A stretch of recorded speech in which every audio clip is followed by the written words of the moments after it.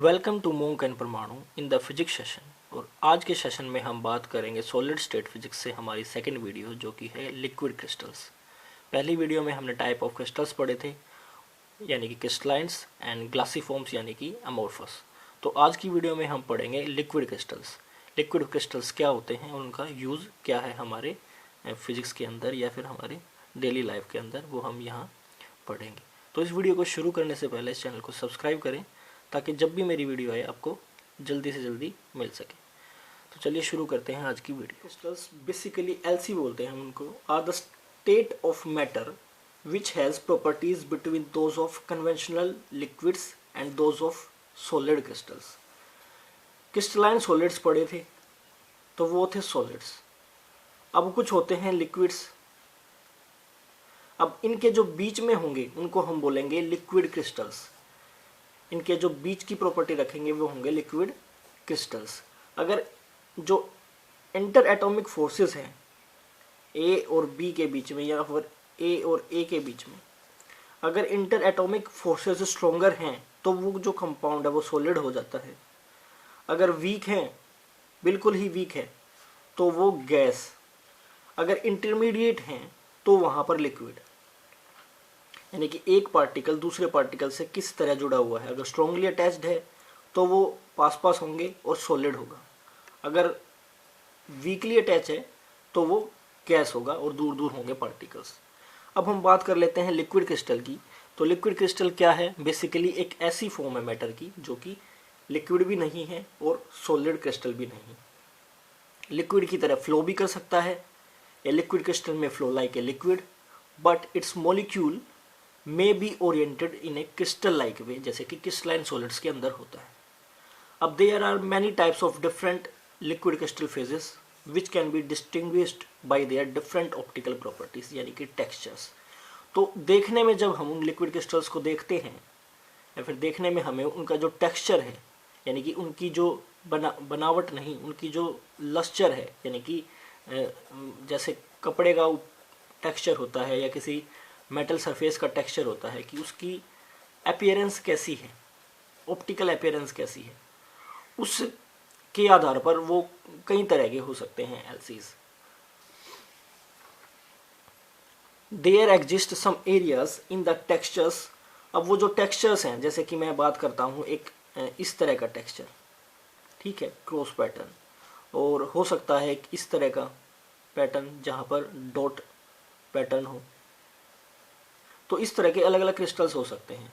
तो उन टेक्सचर्स के कोरोस्पोंडिंग डोमेन्स होंगे, कुछ एरियाज होंगे, छोटे छोटे एरियाज होंगे, where liquid crystal molecules are oriented in different directions, यानी कि एक ही क्रिस्टल के अंदर अलग अलग ये डोमेन हो गए। अब हो सकता है ये सारे डोमेन एक जैसी स्ट्रक्चर रखते हों या फिर हो सकता है ये अलग अलग रखते हों।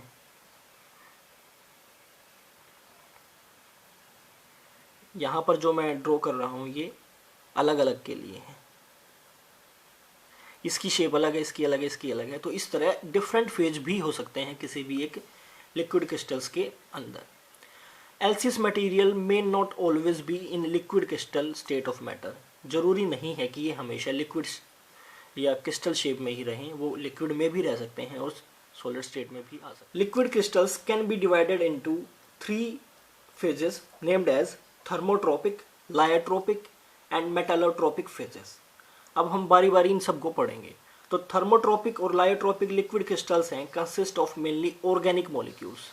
ऑर्गेनिक मॉलिक्यूल्स, लेकिन कुछ उनके अंदर मिनरल्स भी होंगे। मिनरल्स बेसिकली इनऑर्गेनिक कंपाउंड्स होते हैं, जैसे KCl एंड Fe2O3, ये सब FeS2, FeCuS2, इस तरह के ये मिनरल्स हैं जो कि इनऑर्गेनिक कंपाउंड होते हैं। मिनरल्स हम मेटलर्जी में भी पढ़ चुके हैं।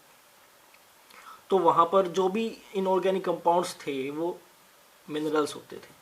ऑर्गेनिक मॉलिक्यूल्स होंगे जहाँ पर कार्बन होगा, ऑक्सीजन, हाइड्रोजन, इस तरह के कंपाउंड होंगे। जो थर्मोट्रोपिक हैं और लायोट्रोपिक हैं, ये दोनों की दोनों ऑर्गेनिक मॉलिक्यूल्स होते हैं जनरली, लेकिन ये कुछ मिनरल्स भी होते हैं। अब हम बात करते हैं थर्मोट्रोपिक एल्सीज जो हैं वो ट्रांजिशन फेज एग्जिबिट करते हैं जब भी टेम्परेचर चेंज होता है इनटू लिक्विड क्रिस्टल, यानी कि ये LC एक स्टेट से यानी कि लिक्विड स्टेट से सॉलिड स्टेट चले जाते हैं या सॉलिड से लिक्विड, यानी कि ट्रांजिशन हो जाता है इनका कब, जब टेम्परेचर चेंज होता है, यानी कि ये टेम्परेचर सेंसिटिव है इसलिए इनके सामने वर्ड लिखा है थर्मो, एंड ट्रॉपिक यहाँ पर चेंज टेम्परेचर यानी कि ट्रांजिशन। तो थर्मोट्रोपिक वो LCs होंगे जो कि ट्रांजिशन दिखाएंगे टेम्परेचर के रेस्पेक्ट में। अब हम बात कर लेते हैं लायोट्रोपिक की। Lyotropic liquid crystals exhibit a phase transition, वो फेज चेंज करते हैं सॉलिड लिक्विड गैस वाला फेज, यानी कि लिक्विड और सॉलिड यहाँ पर दो ही होंगे, as a function of both temperature and concentration, यानी कि टेम्परेचर के अकॉर्डिंग साथ में कंसंट्रेशन के according of liquid crystal molecules in a solvent. Solvent यहाँ पर जनरली हम वाटर लेते हैं। तो किसी पर्टिकुलर कंसंट्रेशन पर अगर मैं कंसंट्रेशन बढ़ाता जाऊँ तो क्या होगा, वो लिक्विड से सॉलिड में चेंज होगा। अगर कंसंट्रेशन बहुत कम कर दूं तो दूर दूर होंगे मॉलिक्यूल, तो वो लिक्विड में रहेगा। तो इस तरह लायोट्रोपिक जो है वो फेज ट्रांजिशन शो करेगा टेम्परेचर और कंसंट्रेशन के रेस्पेक्ट में। नेक्स्ट जो टाइप है हमारे पास वो है metallotropic liquid crystals are composed of both organic and inorganic molecules. Their liquid crystal transition depends not only upon the temperature and concentration but also organic inorganic composition ratio। ये जो मेटालोट्रोपिक हैं ये inorganic compound plus organic compound in दोनों से मिलकर बनते हैं, और ये सिर्फ टेम्परेचर और कंसंट्रेशन पर ही डिपेंड नहीं करते इनके ट्रांजिशन स्टेट्स, वो डिपेंड करते हैं इनकी कंपोजिशन पर कि किस रेशियो में हमने ऑर्गेनिक और इनऑर्गेनिक कंपाउंड्स डाल रखे हैं, किस रेशियो में उनकी कंपोजिशन है। अगर हम कंपोजिशन चेंज करते हैं तो उनकी फेज ट्रांजिशंस जो हैं वो भी चेंज हो जाते हैं, साथ के साथ टेम्परेचर और कंसंट्रेशन पर भी होंगे।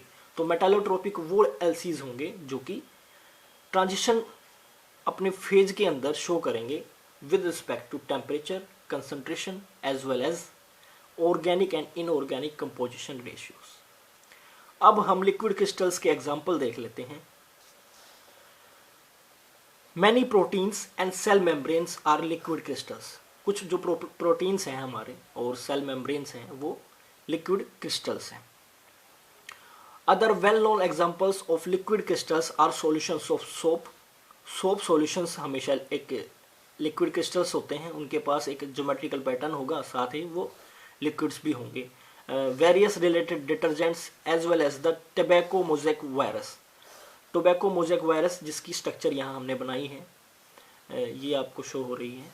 तो ये एक तरह से क्या है, एक स्ट्रक्चर्स पैटर्न है, इसके अंदर स्ट्रक्चरल पैटर्न है, और ये जो पैटर्न है ये रिपीट भी होगा, लेकिन ये फ्लो भी कर सकते हैं लिक्विड की तरह, स्मॉल मॉलिक्यूल्स इसके जब भी लार्ज अमाउंट में होंगे। और क्लेज भी जनरली क्या होती हैं, वो भी लिक्विड क्रिस्टल्स की फॉर्म में रहती हैं। अगर उनकी कंसंट्रेशन ज़्यादा ही लूज़ हो तो वो लिक्विड की तरह भी फ्लो कर सकती हैं, आपने देखा होगा मिट्टी को बहते हुए। तो इस तरह की सिचुएशंस में क्ले भी लिक्विड क्रिस्टल्स बनेगी। तो लिक्विड क्रिस्टल्स के अंदर जनरली यही था हमारे पास। हमारी नेक्स्ट वीडियो जो होगी वो होगी क्रिस्टल स्ट्रक्चर्स के बारे में, जहाँ पर हम ट्रांसलेशनल वेक्टर्स और बेसिस एंड क्रिस्टल स्ट्रक्चर के बारे में पढ़ेंगे। Thank you.